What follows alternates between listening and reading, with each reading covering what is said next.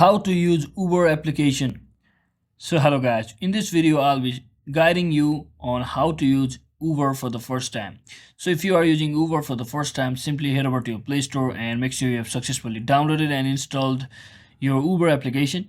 And once you're inside here, make sure you are signed in to your account. As you can see, I'm signed into my account. So first thing what you can do is simply select the home button, and from here you can book a trip by selecting on car icon, and you can select your pickup location and your destination just like this. You can also select a different city if you want. So just like this, you can select a different city and terminal, etc. So once you select that, you can do set the location on the map as well by selecting this third option. And you can also check out your saved places by simply adding your home or adding your workplaces, or you can also add a new places over there.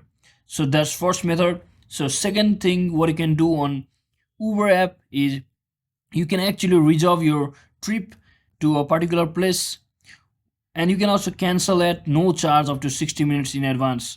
So it's a good thing that you can book a trip with Uber application itself.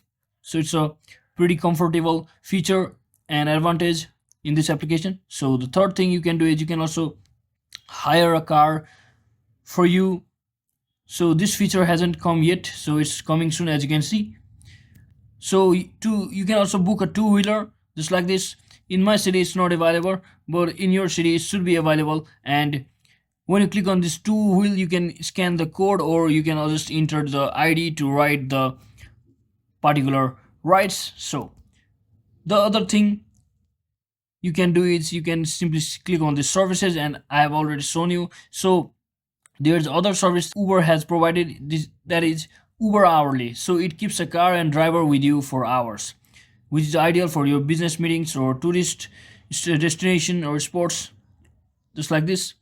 So another thing you can do is you can click on this activity, and you can check out all of your activity from your past months or days just like that.